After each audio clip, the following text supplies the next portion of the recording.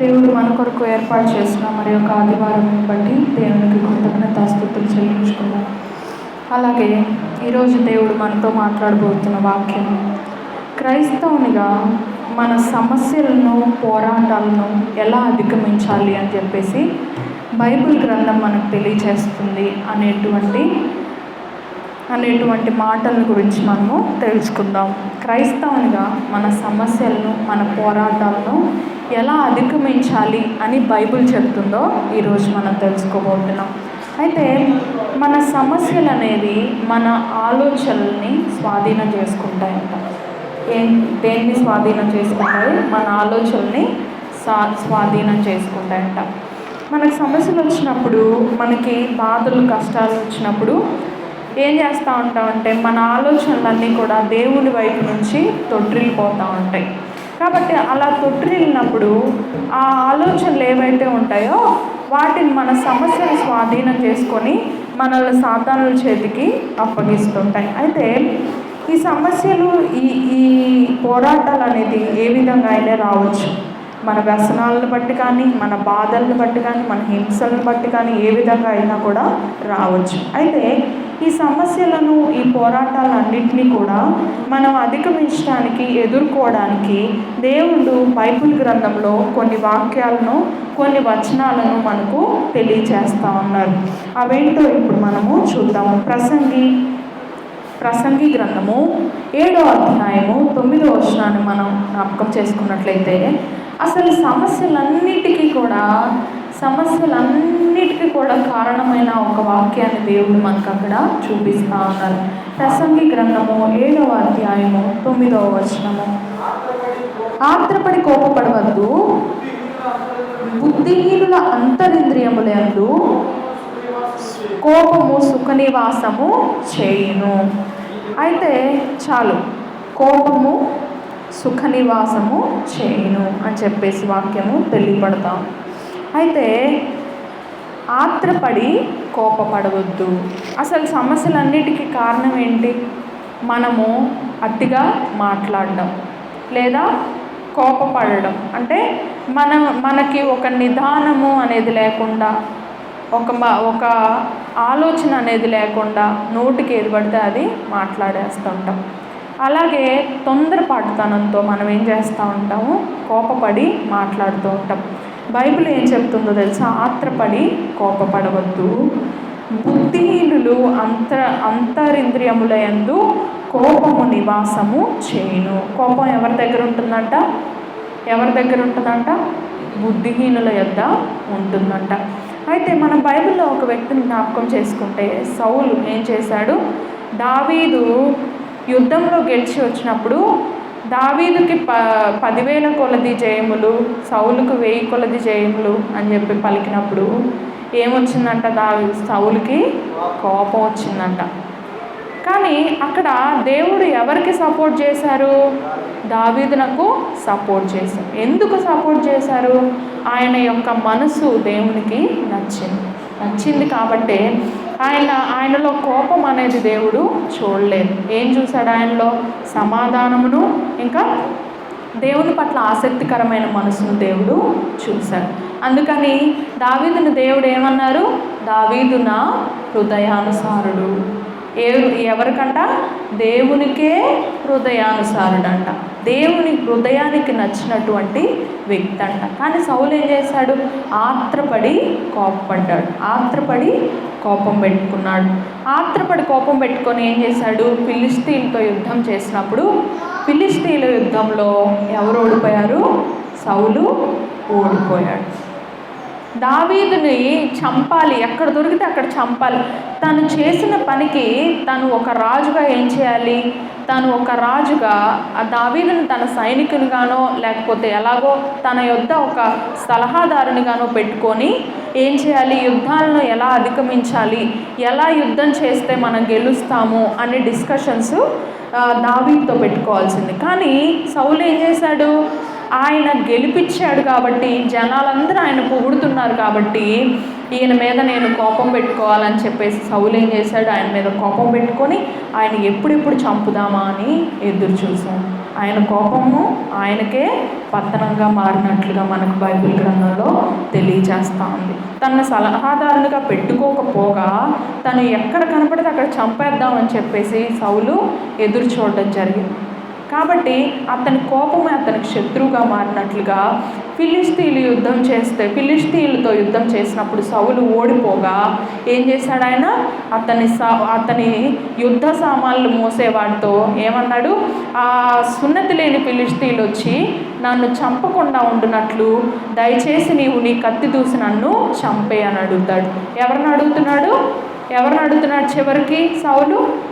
సౌలు యొక్క యుద్ధ సామాన్లు మోసే వ్యక్తిని అడుగుతూ ఉన్నాడు. కానీ ఆ వ్యక్తి ఏం చేశాడు? నేను చంపను అని చెప్పేసి అతను భయపడడం వల్ల సౌలు ఏం చేశాడు? తన కత్తిని తానే దూసుకొని చచ్చిపోయాడు. తన కత్తి నిలువుగా పెట్టుకొని కత్తి మీద పడి ఆయనే చనిపోయాడు. ఆ భయాన్ని చూసి ఆ సామాన్లు మోసే వ్యక్తి కూడా అదే విధంగా చనిపోయాడు. కాబట్టి కోపము ఒక మనిషి పతనానికి దారితీస్తుందని చెప్పేసి మనము సౌలు జీవితం ద్వారా అర్థం చేసుకోవాలి. అందుకని బైబిల్ ఏం చెప్తుందంటే ఆత్రపడి కోపపడవద్దు.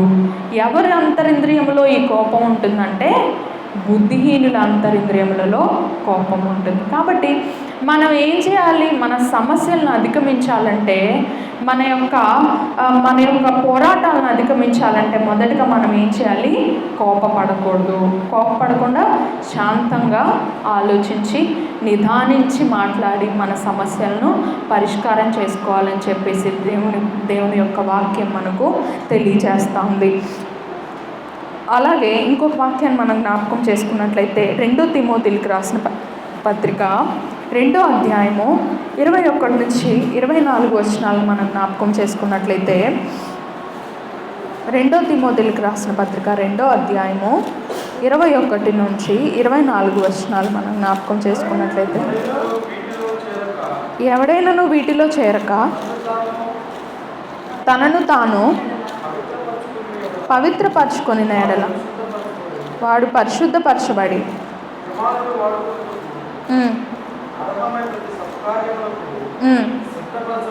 సిద్ధపరచబడి ఘనత నిమిత్తమైన పాత్రయ్యుండును.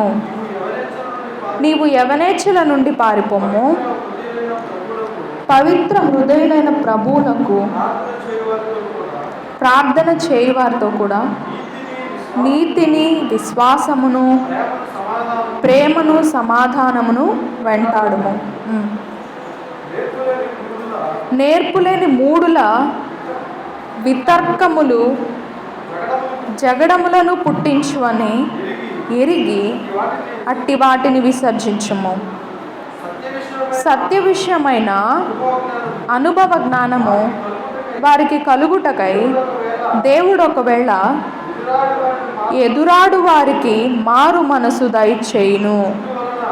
చాలు, మారు మనసు దయచేయును. ఎవడైనను వీటిలో చేరక తన్ను తాను పవిత్రపరచుకుని ఎడల వాడు పరిశుద్ధపరచబడి, ఇంకా ఏంటంట, యజమానుడు వాడుకొనుటకు అర్హమై ప్రతి సత్కార్యమునకు సిద్ధపరచబడి ఘనత నిమిత్తమైన పాత్రయై ఉండును అని చెప్పేసి దేవుని వాక్యం తెలియజేస్తాం. ఇంకేంటి? నీ యవనేచ్ఛల నుండి పారిపోమ్ము. ఏం చెప్తుంది బైబిల్ గ్రంథం? సమస్యలను అధిగమించాలంటే, పోరాటాలను అధిగమించాలంటే దేని నుంచి పారిపోవాలని చెప్తుంది? నీ యవనేచ్ఛల నుండి పారిపోమ్ము అని చెప్తుంది. యవనేచ్ఛల నుండి పారిపోయి ఎలాంటి హృదయం కలిగి ఉండాలని చెప్తుంది? పవిత్రమైన హృదయము కలిగి ఉండాలి అని చెప్పేసి బైబిల్ చెప్తా ఉంది. అంతేకాదు, ప్రభువునకు ప్రార్థన చేయవారితో కూడా నీతిని, విశ్వాసమును, ప్రేమను వెంటాడుము. ఏం చేయాలంట? నీ యవనేచ్ఛల నుంచి పారిపోయి, అంటే నీ యవనేచ్ఛలను విడిచిపెట్టి. యవనేచ్ఛలు అంటే ఏంటి? శరీర ఆశలు, కోరికలు, మనసులో ఉన్నటువంటి అపవిత్రమైనటువంటి వాటన్నిటిని కూడా వాటి యొద్ద నుంచి నీవు పారిపోవాలంట. అంటే వాటిని విడిచిపెట్టాలని వాక్యం చెప్తా ఉంది.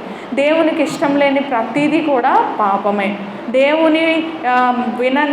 దేవుని చెప్పిన వినని ప్రతి మాట కూడా పాపమే. దేవుడు చెప్పని ప్రతి క్రియ కూడా పాపమే. కాబట్టి వాటన్నిటిని కూడా నీవు విడిచిపెట్టి పవిత్రమైన హృదయం కలిగి నీవు ఉండాలి. పవిత్రమైన హృదయం నీవు కలిగి ఉండి నీవు దేన్ని వెంటాడాలని వాక్యం చెప్తా ఉంది? నీతిని, విశ్వాసమును, ప్రేమను నీవు వెంటాడాలి అని చెప్పేసి వాక్యము చెప్తా ఉంది. కాబట్టి మన యొక్క యవనేచ్ఛల నుంచి మనం పారిపోయి, ఎవరు వారి యొక్క యవనేచ్ఛల నుంచి పారిపోయి బైబిల్ గ్రంథంలో నీతిని, ప్రేమను, విశ్వాసమును ఎతికారో తెలుసా? యోసేపు. ఏం చేశాడు యోసేపు? తన యజమానురాలు అతన్ని ఎంత బలవంత పెట్టినా కూడా అతను వాటికి లొంగకుండా ఏం చేశాడు? పవిత్రమైన హృదయం కలిగి ఉండి అతడు తన యవనేచ్ఛల నుండి పారిపోయాడు. ఆమె యొక్క ఆ ఇది నుంచి అతను పారిపోయి ఏం చేశాడు? తన హృదయమును అతను పవిత్రపరచుకున్నట్లుగా బైబిల్ గ్రంథంలో మనము చూస్తూ ఉంటాం. కాబట్టి యోసేపు వలె మనం కూడా ఏం చేయాలంటే మన హృదయాన్ని పవిత్రపరచుకొని నీతిని, ప్రేమను, విశ్వాసమును, పవిత్రమైన మనసును వెంటాడాలి అని చెప్పేసి దేవుని వాక్యం మనకు తెలియజేస్తూ ఉంది. అయితే కింద ఇంకొక మాట ఉంది, సత్య విషయమైన అనుభవ జ్ఞానము వారికి కలుగుటకై దేవుడు ఒకవేళ ఎదురాడు వారికి మారు మనసు దయచేయును. ఏం చేస్తారంట? సత్యమైన అనుభవ జ్ఞానము కలిగి ఉండాలనుకునే వాళ్ళకి దేవుడు ఏం చేస్తారంట? మారు మనసు కలుగజేస్తాడంట. కాబట్టి మనం ఎప్పుడైతే యవనేచ్ఛల నుంచి పారిపోయి పవిత్ర హృదయం కలిగి అనుభవ జ్ఞానం కావాలనుకుంటామో అప్పుడు దేవుడు ఏం చేస్తాడంట? మనకు మారు మనసును దయచేస్తాడు అని చెప్పేసి దేవుని వాక్యము తెలియచేయబడతా ఉంది. కాబట్టి మనం దేన్నైనా దేవునికి ఇష్టం లేని వాటిని, అట్లానే సాతానుకు దగ్గరగా ఉన్న వాటిని మనం ఎప్పుడైనా వదులుకోవాలని మనం ఆశపడ్డప్పుడు వాటికి దేవుని సహాయం కూడా మనతో ఉంటుందని వాక్యము తెలియజేస్తూ ఉంది.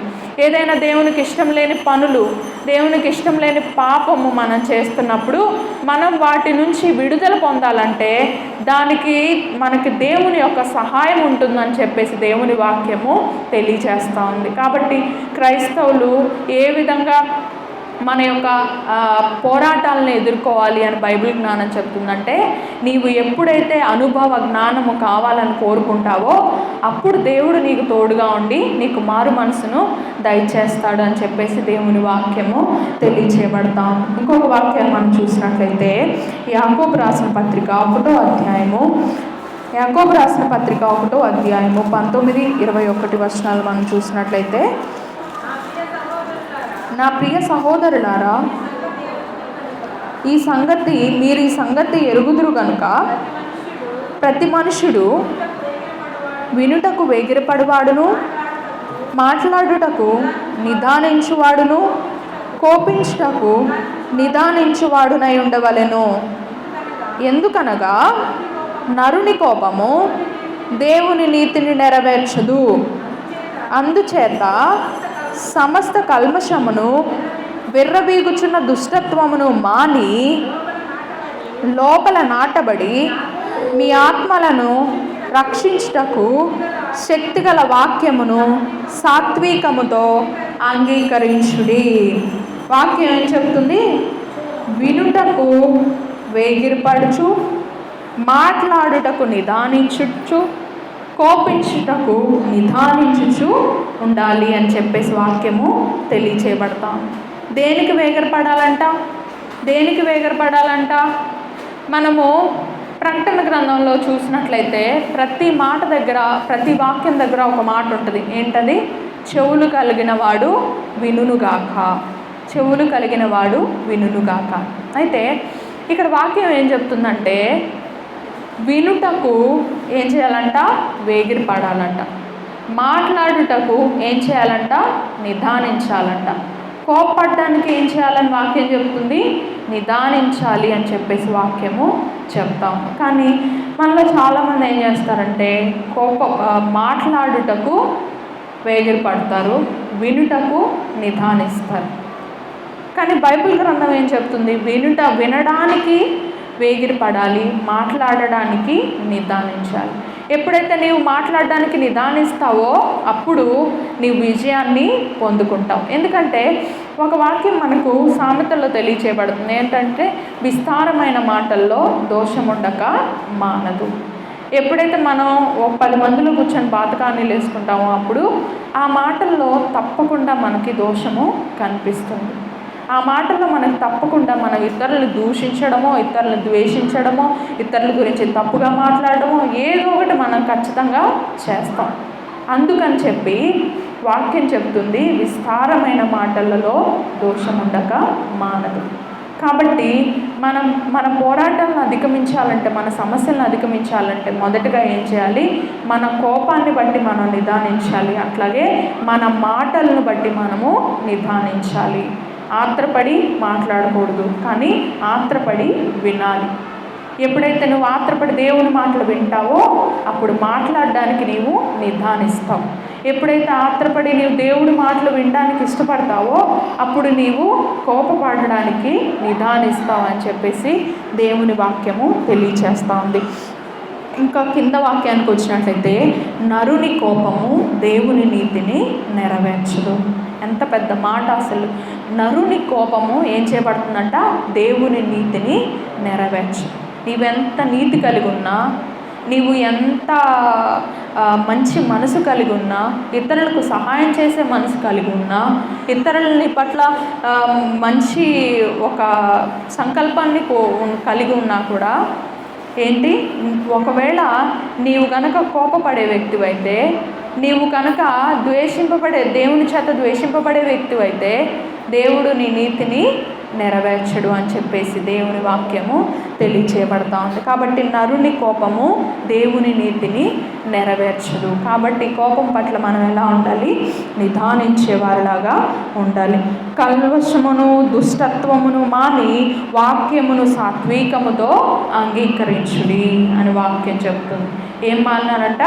కల్మషమును దుష్టత్వమును మానాలంట. కల్మషం అంటే ఏంటి? అరే కల్మషం లేని మనసు అతనిది, ఆ అమ్మాయిది కల్మషం లేని మనసు అంటారు. అంటే వాళ్ళు వీళ్ళు అని లేకుండా ఏం చేయాలంట?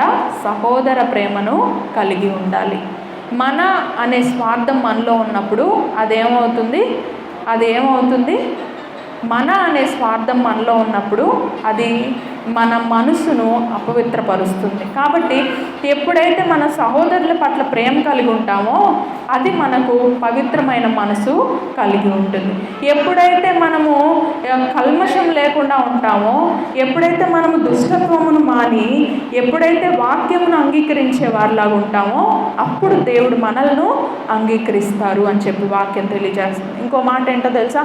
మనలో కల్మషం ఉంటే, మనలో దుష్టత్వం ఉంటే మన వాక్యం, మనం చదివే వాక్యం కానీ, మనం వినే వాక్యం కానీ, లేదా మనం మాట్లాడే వాక్యం కానీ దేవుని దగ్గర అంగీకరింపబడదు.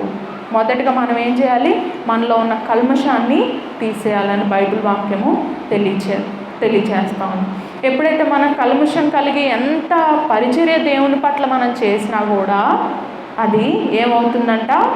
వాక్యము దానిని అంగీకరించదు అని చెప్పేసి దేవుని వాక్యము తెలియచేయబడతా ఉంది. కాబట్టి మన యొక్క పోరాటాలను, మన యొక్క సమస్యలు ఎదుర్కోవాలంటే మనం ఎలా ఉండాలి? వెనుటకు వేగిరపరచు, కోపడుటకు నిదానించుచు, మాట్లాడుటకు నిదానించుచు, మనలో ఉన్న దుష్టత్వమును విడిచిపెట్టి, మనలో ఉన్న కల్మషాన్ని విడిచిపెట్టి ఏం చేయాలంట? దేవుని వాక్యాన్ని అంగీకరించాలి అని చెప్పేసి దేవుని వాక్యం మనకు తెలియచేయబడతా ఉంది. ఇంకొక వాక్యాన్ని మనం జ్ఞాపకం చేసుకున్నట్లయితే చూద్దామా? లూకా సువార్త 10వ అధ్యాయంలో 41-42 వచనాలు చూసినట్లయితే, లూకా సువార్త 10వ అధ్యాయము 41-42 వచనాలు. అందుకు ప్రభువు, మార్తా మార్తా, నీవు అనేకమైన పనులను గూర్చి విచారము కలిగి తొందరపడుచున్నావు కానీ అవసరమైనది ఒక్కటే. మరియా ఉత్తమమైన దానిని ఎంచుకొనెను. అది ఆమె యొద్ద నుంచి తీసివేయబడదు అని ఆమెతో చెప్పాను. అయితే ఇక్కడ మనం మొదటిగా చేయాల్సింది ఏంటంటే దేవుని యొక్క పనిని మొదటగా చేయాలని చెప్పేసి మనకి వాక్యము తెలియచేయబడతా ఉంది. మార్త ఏం చేస్తుందంట, యేసుప్రభు వారు మన దగ్గరికి వస్తున్నారు, యేసుప్రభు వారు మనతో ఉంటారు కాబట్టి ఆయన కోసము మంచి మంచి వంటలు చేసి పెట్టాలి, మంచిగా ఆయన చూసుకోవాలి, మంచి ఫుడ్ పెట్టాలి. కానీ దేవుడు ఏమనుకుంటున్నారు, ఆయనకు కావాల్సింది ఆహారం కాదు, ఆయనకు కావాల్సింది శరీర ఆహారం కాదు, ఆయనకు కావాల్సింది ఏంటి, ఆత్మీయ ఆహారం. అయితే మార్త విస్తారమైన పనులు పెట్టుకొని మళ్ళా వచ్చి తన సహోదరుని మీద దేవునికి కంప్లైంట్ చేస్తుంది. ఏమని, నేను ఒక్కదాన్నే కష్టపడి మీకోసం ఎంత పని చేస్తున్నాను, నాకు సహాయం చేయడానికి నా సహోదరి సపోర్ట్ చేయట్లేదని చెప్పేసి దేవునికి చెప్పినప్పుడు దేవుడు ఏమంటున్నారు, మార్త విస్తారమైన పనులు నీవు పెట్టుకున్నావు, కానీ మరీ ఉత్తమమైన దానిని ఎంచుకుంది. ఎప్పుడైతే ఆమె ఎంచుకున్నదో ఆమె నుంచి అది తీసివేయబడదు అని వాక్యము తెలియజేస్తాం. కాబట్టి దేవునికి కావాల్సింది ఏంటో తెలుసా, విస్తారమైనటువంటి మాటలు కాదు, విస్తారమైనటువంటి పనులు కాదు, విస్తారమైనటువంటి ఏ విషయాలు కూడా దేవునికి అక్కర్లేదు. దేవునికి కావాల్సింది ఏంటి, ఆయన యొద్దను ఉండి ఆయన మాటలను విని వాటిని బట్టి ఎవరైతే నడుచుకుంటారో వాళ్ళని దేవుడు ఏం చేస్తూ ఉంటారంట, పరలోక రాజ్యానికి తీసుకెళ్తారంట. బుద్ధి లేని కన్యకలు, బుద్ధి కలిగిన కన్యకలు మనం జ్ఞాపకం చేసుకుంటే నూనెతో రెడీగా ఉన్న వాళ్ళని దేవుడు తీసుకెళ్ళిపోయాడు. ఆ తర్వాత తెచ్చుకోవచ్చులే, నూనె కదా, లేని వాళ్ళ దగ్గర అడగొచ్చులే అంటే సిద్ధపాటు లేని మనసు వాళ్ళు కలిగి ఉన్నారు. సిద్ధపాటు లేకపోతే దేవునికి ఇష్టం ఉండదు, సిద్ధపాటు లేకపోతే దేవుడు ఆయన యొద్దకు మనల్ని తీసుకొని వెళ్ళరు. కాబట్టి ఎప్పుడైనా సరే మనము మార్త వలె విస్తారమైన పనులు పెట్టుకుంటే మన సమస్యలను, మన పరిష్కారాలను అధిగమించుకోలేము. మరి వలె ఉత్తమమైన దానిని ఎంచుకొని సిద్ధపాటు కలిగి ఎప్పుడైతే ఉంటామో అప్పుడు దేవుడు తనతో కూడా మనల్ని ఆయన పరదేశంలోనికి తీసుకొని వెళ్తాడు అని చెప్పేసి దేవుని వాక్యం మనకు చెప్తా ఉంది. ఇంకొకటి మనం జ్ఞాపకం చేసుకున్నట్లయితే, ఇంకొక వాక్యాన్ని మనం జ్ఞాపకం చేసుకున్నట్లయితే ఫిలిప్పీలకు రాసిన పత్రిక 4వ అధ్యాయము 6-7 వచనాలు మనం జ్ఞాపకం చేసుకున్నట్లయితే, ఫిలిప్పీలకు రాసిన పత్రిక 4వ అధ్యాయము 6-7 వచనాలు. దేనిని గూర్చి చింతపడకుడు కానీ ప్రతి విషయంలోనూ ప్రార్థన విజ్ఞాపనముల చేత కృతజ్ఞతాపూర్వకముగా మీ విన్నపములను దేవునికి తెలియచేయండి. చాలు. హల్లెలూయా, హల్లెలూయా. దేవుడు ఏం చెప్తా ఉన్నాడు, దేని గురించి కూడా చింతపడదు. మీ సమస్యల గురించి, మీ పోరాటాల గురించి ఎలా అధిగమించాలి, నేను ఎలా పోరాడాలి, సాతానుతో ఏ విధంగా నేను అధిగమించుకోవాలి నా సమస్యలను అని చెప్పేసి నీవెప్పుడు కూడా చింతపడవద్దు అని చెప్పి దేవుడు చెప్తా ఉన్నాడు. దేన్ని గురించి కూడా నీవు చింతపడద్దు, ప్రతి విషయంలోనూ ప్రార్థన విజ్ఞాపనముల చేత నీవు దేవునికి తెలియచేయి. ఎప్పుడైతే నీ ప్రార్థన విజ్ఞాపనముల చేత నీవు దేవునికి తెలియజేస్తావో అప్పుడు దేవుడు నీ విన్నపములను ఆలకిస్తాడు. ఎప్పుడైతే నీవు కృతజ్ఞతాపూర్వకముగా దేవుని ఆజ్ఞలు విన్నపిస్తావో అప్పుడు దేవుడు సమస్తమైన జ్ఞానమును నీకు ఇస్తాడు. ఆ సమస్యల నుంచి ఎలా అధిగమించాలి, ఎలా పోరాడాలి అనేటువంటి ఆ సమస్తమైన జ్ఞానమును దేవుడు నీకు అనుగ్రహిస్తాడు అని చెప్పేసి ఆయన వాక్యము తెలియచేయబడతా ఉంది. కాబట్టి మనం ఏం చేయాలంట, విస్తారమైనటువంటి పనులు పెట్టుకోకుండా, విస్తారమైన ఆలోచనలు పెట్టుకోకుండా, ఆలోచనలతో మన మనసును మనం కంట్రోల్ చేసుకోకుండా, ఆలోచనలతో మన మనసును కంట్రోల్ చేసే అధికారాన్ని సాతానికి ఇవ్వకుండా ఏం చేయాలంట, చింతపడకుండా ప్రతి విషయాన్ని కూడా దేవుని చేతికి అప్పగించినట్లయితే మన ప్రార్థన విజ్ఞాపనముల చేత హృదయపూర్వకముగా వాటిని దేవునికి అప్పగించినట్లయితే దేవుడు వాటిని అధిగమించగలిగిన సమస్త జ్ఞానాన్ని మనకి ఇస్తారని చెప్పేసి ఆయన వాక్యం మనకు తెలియచేయబడతా ఉంది. చివరిగా ఇంకొక మాటను మనం జ్ఞాపకం చేసుకున్నట్లయితే 1 పేతురు 5వ అధ్యాయము 7వ వచనము. 1 పేతురు 5వ అధ్యాయము 7వ వచనము. ఆయన మిమ్మల్ని గూర్చి చింతించుచున్నాడు కనుక మీ చింత యావత్తు ఆయన మీద వేయుడి. హల్లెలూయా, హల్లెలూయా. ఆయన ఏం చేస్తున్నాడంట, మనల్ని కూర్చి చింతించుచున్నాడంట. మన భారము ఎవరి మీద మోపమని దేవుడు చెప్తా ఉన్నాడు? సమస్త జనులారా మీ భారము యెహోవా మీద మోపుడి అని చెప్పేసి. ఆయనే మన భారాలను ఆయన మీద మోపమని అడిగినప్పుడు, ఆయనే మన చింత యావత్తును ఆయన మీద వేసుకొని మన కొరకు చింతిస్తున్నప్పుడు మనం చింతించాల్సిన అవసరం ఉందా? మనం బాధపడాల్సిన అవసరం ఉందా? భారాన్ని మోయాల్సిన అవసరం ఉందా? మన ప్రతీది కూడా దేవునికి అప్పగించాలని ఆయన చెప్తా ఉన్నారు. కాబట్టి మీ చింత యావత్తును దేవునికి అప్పగించుడి, మీ చింత యావత్తును ఆయన మీద వేయుడి అని వాక్యము చెప్తాం. ఎందుకంటే మీ కొరకు చింతించేటువంటి వ్యక్తి ఒకరు ఉన్నారు, అది మీరు భరించాల్సిన అవసరము లేదు అని చెప్పేసి దేవుని వాక్యము తెలియచేయబడతా ఉంది. కాబట్టి మన పోరాటాల నుంచి, మన సమస్యల నుంచి మనం అధిగమించాలంటే బైబిల్ మనకు ఈ విధంగా తెలియచేస్తూ ఉంది. కాబట్టి మనం ఏం చేయాలి? మాట్లాడడానికి నిదానించేవారిలా ఉండాలి, కోపపడడానికి నిదానించేవారిలా ఉండాలి, వినడానికి వేగిరపడేలా ఉండాలి, పవిత్రమైన మనసు కలిగి ఉండాలి. దేన్ని వెతకాలి? నీతిని, మనము దేవుని రాజ్యాన్ని వెతకాలి. ఎప్పుడైతే మనము అపవిత్రమైన మనసు కలిగి ఉంటామో అప్పుడు దేవుని వాక్యం మనల్ని అంగీకరించదు. ఎప్పుడైతే నీతిని, మంచి మనసును, దుష్టత్వం లేని మనసును, కల్మషం లేని మనసును కలిగి ఉంటామో అప్పుడు దేవుని వాక్యము, మనం చేయబడే ప్రార్థన దేవునితో అంగీకరింపబడుతుంది అని చెప్పేసి దేవుని వాక్యం మనకు తెలియచేయబడతాం. కాబట్టి దేవుడు మనకు అనుగ్రహించిన వాక్యం బట్టి ప్రార్థన చేసుకున్నాం. పరిశుద్ధుడా, ప్రేమ నమ్మకమైన యేసయ్యా, నిన్న నేడు ఏకరీతిగా ఉన్న దేవా, నీకే వందనాలు, స్తోత్రాలు చెల్లించుకుంటున్నాను. గొప్ప దేవా, సర్వశక్తిమంతుడా, మిక్కిలి కృప కలిగిన దేవా, ఇదిగో నా తండ్రి, ఒక క్రైస్తవునిగా ప్రభా మా సమస్యలను దేవా, మా పోరాటాలను ఎలా అధిగమించాలని ప్రభా మీరు తెలియచేస్తున్నారో మేము తెలుసుకున్నాం తండ్రి.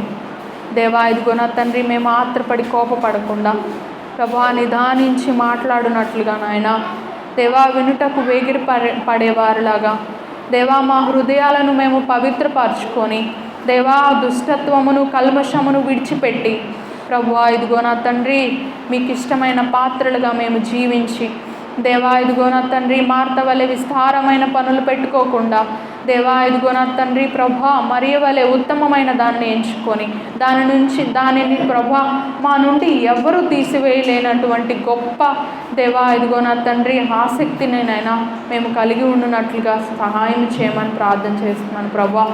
దేవా ఇదిగో నా తండ్రి మా కోరికలు, మా ఆశలు మమ్మల్ని కంట్రోల్ చేయకుండా దేవా ఇదిగో నా తండ్రి మీరిచ్చేటువంటి నాయన వాక్యముల ద్వారా మేము వాటిని పరిశుద్ధపరచుకున్నట్లుగా సహాయం చేయమని దేవా ఇక నుంచి జరగబోయే కార్యక్రమం అంతటిని మీ చేతులకు అప్పగిస్తూ యేసయ్య పరిశుద్ధ నామంలో అడిగి వేడుకొనుచున్నాము తండ్రి, ఆమేన్.